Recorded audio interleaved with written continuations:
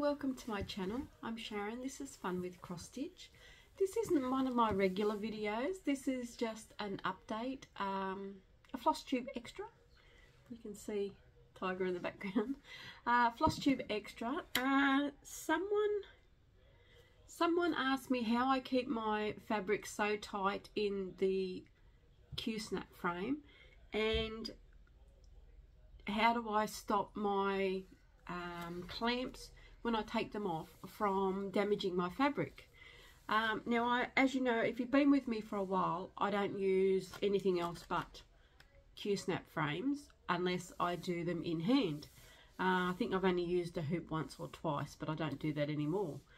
So I thought I would show you with Hubble Bubble. Now, most of mine I put a bit of fabric underneath, which brings them tighter. I loosen them off when I'm not using them, and majority of the time I leave mine on the qsnap even when I'm not using them, but I loosen the clamps. See, that's tight, that's drum tight. So what I do is I always make sure I have fabric under each side. So that's got the fabric. This one, because the fabric, there's not much fabric, I've put felt underneath. So I always put something underneath, and this one's got felt underneath. The one at the top hasn't got anything because I've taken it out to loosen it up while I haven't been working on it. So I've just tightened it up a little bit to show you.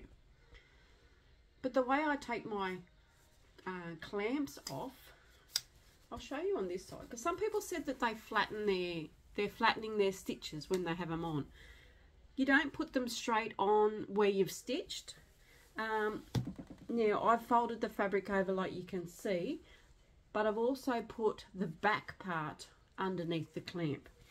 Now, some people slide them off. I find when you slide them off that they get stuck, and then they do catch your fabric and it will rip. So I don't slide them. I just put my nails underneath and lift them. And I don't have a problem. And as you can see, it hasn't flattened the stitches.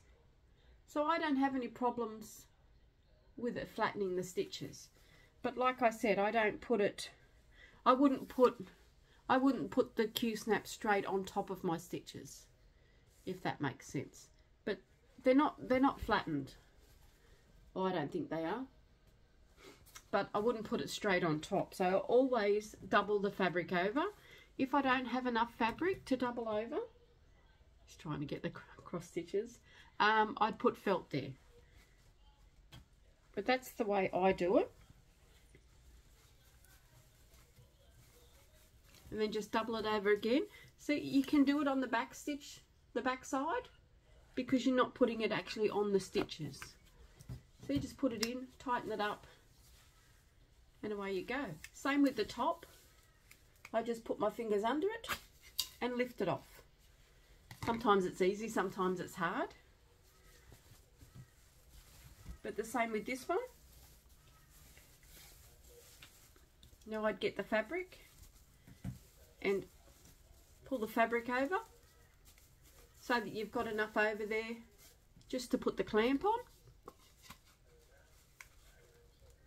And then just push the clamp on and then tighten it up. And then just tighten the sides up. And it's drum tight. So, I mean, if you can't put fabric there that you've already got, that you're using, use a bit of felt. Or you can just cut out, if you don't have any felt and you just have odd pieces of material, you can just put a bit of odd piece material up there. But my guess, this is my opinion, doesn't work for everybody, but this is what works for me. I would never slide them off. For the simple fact is, it will dig into your fabric and it will make a hole. So that's my opinion. There is a lot of people that probably do slide them off, but I just don't do it. And then you just, sometimes they're a bit tight, but they will loosen, and you just pull them off. And that's how I do it. Slide it back on. I'll loosen this one up because I'm not working on this one just yet, but it's always got something there. And I never put the clamp on the actual stitches themselves that I've just stitched. because otherwise, theoretically, it would flatten them.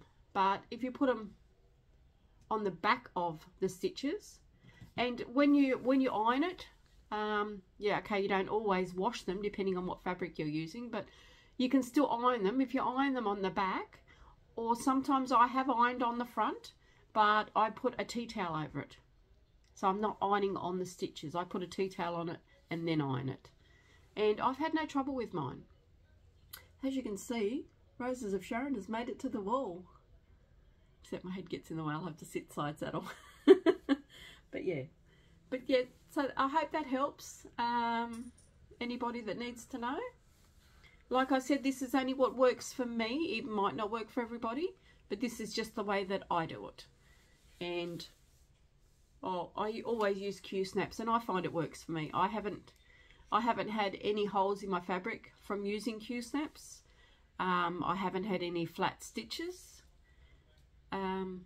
But like I said, I don't put the qsnap straight on top of the stitches. I put it on the back side of the stitches, or just on fabric.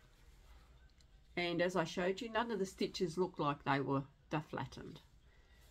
So I hope this has helped everybody. It was only a short one today. I hope this has helped the people that have asked. I think Kel was one of them. And Darren wanted to know how I keep it so tight.